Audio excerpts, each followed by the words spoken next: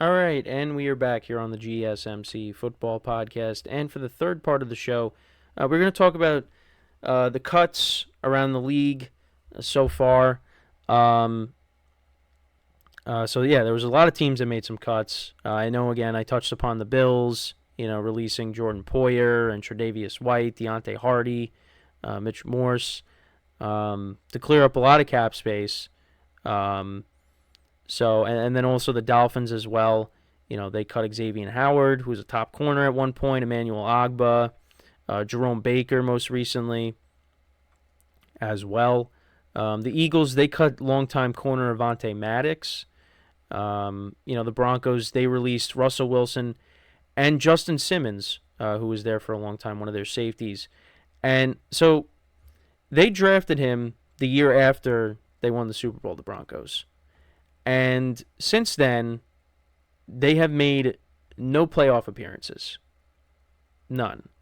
Now, they did get close in 2023.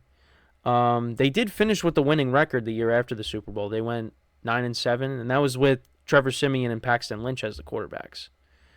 But yeah, they came up short, and then it just then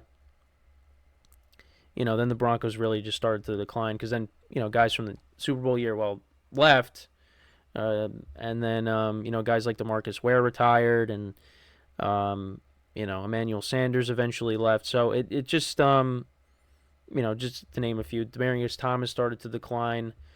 It's a lot of things. The Broncos really took a nosedive after the Super Bowl, and they traded away Von Miller as well. And the quarterback carousel, just, you want to talk about a team that hasn't been able to find a quarterback, and we've said this. I mean, how many quarterbacks did they go through?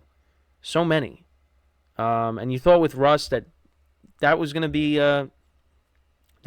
it, but no, that ended up not being the case. So, in 2023, Justin Simmons finished with 53 solo tackles, 70 total tackles, 1 sack, 2 forced fumbles, 1 fumble recovery, and 3 interceptions. And that was in, of course, it doesn't show the amount of games that he played in. Hold on.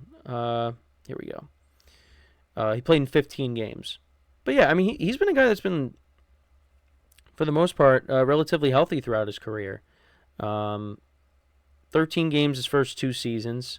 16 the next 3, 17 in 2021, 12 in 2022, and 15 in 2023. So yeah, he finishes with 442 solo tackles, 603 total tackles, 4.5 sacks, 5 forced fumbles, 3 fumble recoveries, 30 interceptions. So, we'll see what kind of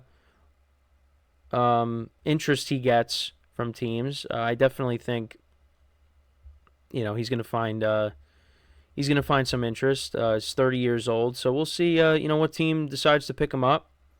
Again, that was a long-time Bronco, and they released him. So also the Panthers, they released Hayden Hurst, who was one of their off-season acquisitions. I mean, I think he's a solid tight end, but it was a kind of a rough season for him. In 2023, he actually only played in 9 games, 32 targets, 18 receptions for 184 yards and a touchdown. Again, was one of their off-season acquisitions, and didn't really pan out. So we'll see if anybody looks to bring him in, maybe to be a backup tight end, or a team desperate for a tight end. Maybe if with the Giants, if Darren Waller ends up retiring, maybe the Giants end up picking him up. I don't know. I see anytime that there's a player that there's players that I'll just be like, well, the Giants could use him, but again, that's only if Darren Waller ends up retiring, because they also do have Daniel Bellinger as well. The Lions, they released a cornerback, Tracy Walker. Jaguars released a couple of their defensive backs, Darius Williams, Rayshon Jenkins, I did talk about I did mention Darius Williams getting released recently. The Bears, they released a center Cody Whitehair and Eddie Jackson. Eddie Jackson was a longtime Bear. That was earlier in the offseason. They ended up releasing him. But again, they did bring back Jalen Johnson. I just wanted to pull it because Eddie Jackson was a really good player for them. So I actually wanted to pull up his stats with the Bears. So only 32 solo tackles, 1 interception, 2023. How many games did he play? I don't think he played in that many games. Oh, no, yeah, he played in 12. So 2017 played in 16 games, 2018 14 games, 16 in the next 2 years, 14 in 2021, 12 in 2022 and 2023. Finishes with 355 solo tackles, 459 total tackles, 2 sacks, 10 forced fumbles, 6 fumble recoveries, 15 interceptions. And, first 2 seasons, he had a defensive touchdown, 1 in 2017 and 2 in 2018. So, again, we'll see where he ends up. Another safety that's 30 years old. I think a team will pick him up. But we'll just have to wait and see. I talked about Valdez-Scantling getting released. The Chiefs saved a lot of cap space by doing so. Alexander Madison, another guy that was released. The Vikings, they ended up cutting ties with him after his down 2023. And yeah, after Dalvin Cook left, he was going to be the guy. And he did not score a rushing touchdown. He only had 1 touchdown, and that was a receiving touchdown. He ended up finishing with 700 rushing yards, no touchdowns, and he averaged 3.9 yards per carry. And you go back to 2019 and 2020 in his backup role, averaged 4.6 and 4.5 in 2019 and 2020. But yeah, he just and he did get a lot of carries, 180 attempts, but which was the most of his career in a single season. But it just it didn't really amount to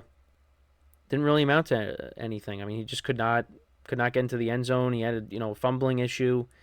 It just it did not pan out. And then the Vikings, they obviously traded for Cam Akers, and then he ends up tearing his Achilles, unfortunately. Then Ty Chandler kind of took over, and he was making plays. But yeah, it just that could be a destination right there, the Vikings, for a running back. We'll see what they end up doing there. The Rams, they also released one of their center, Brian Allen. The Jets, they released C.J. Uzomah. I know my friends that are Jet fans were happy about that. He was obviously brought in, and he was a decent tight end with the Bengals, but yeah, didn't really do much in his 2 seasons with the Jets. 2022, he had 21 receptions for 232 yards, 2 touchdowns, and then in 2023, he had 8 receptions for 58 yards and a touchdown. So, they cut ties with him. Rutger, you expect is going to take the next step, the young tight end. And then also, Tyler Conklin was making plays for them as well. So, but Uzomah is out. The Eagles, like I said, they cut Avonte Maddox. They also cut Kevin Byard. They acquired him from the Titans. So now he's going to be on the market. Talked about the Seahawks and their moves that they made. They cut Quandre Diggs and Jamal Adams. Jamal Adams, of course, was a part of that big trade with the Jets. So they ended up releasing him. And yeah, injuries was a problem for him. In 2023, 34 solo tackles, no interceptions. He only played in 9 games. And unfortunately, in 2022, he got hurt in the first game of the season. But yeah, his first 2 seasons with the Jets, he played 16 games, 14 in 2019, 12 the next 2 with the Seahawks, then 1 in 2022, and then 9 in 2023. So yeah, it really just has not panned out for the Seahawks. So they ended up moving off of him. And Quandre Diggs, he was another player they got from the Lions. 31 years old now. So they ended up moving off of him. In 2023, played in 17 games. He had 63 solo tackles, 95 total tackles, only one interception. So yeah, I mean he was relatively healthy for the Seahawks after they acquired him. In 2019, he only played in 10 games. 2020 played in 16, but yeah, then the last 3 seasons he played in every single game. So he's a guy that stays relatively healthy. So we'll see. Maybe a team ends up picking him up if they need some safety help. And then also Shaq Barrett, he ended up getting cut by the Buccaneers. Again, was a part of the Super Bowl run, and I think a team definitely will be interested in bringing him in. He finished with 4.5 sacks on the season. 2019 had a great year, 19.5 sacks. Then in 2020 had 8. 2021 had 10. 2022 3, and then 4.5 in 2023. And then the Commanders, they ended up cutting Logan Thomas, who, yeah, he's been hurt over the last few seasons, and of course they replaced him with Zach Ertz. So he ended up finishing the season with 496 receiving yards and 4 touchdowns. Played in 16 games, actually. But yeah, they ended up moving off of him, and they brought in Ertz.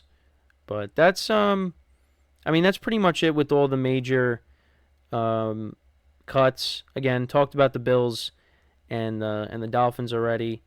But we'll see. If these players end up getting picked up, I think some of them definitely have a chance to. Justin Simmons, of course, I think will end up going somewhere else. A team will definitely be interested in him.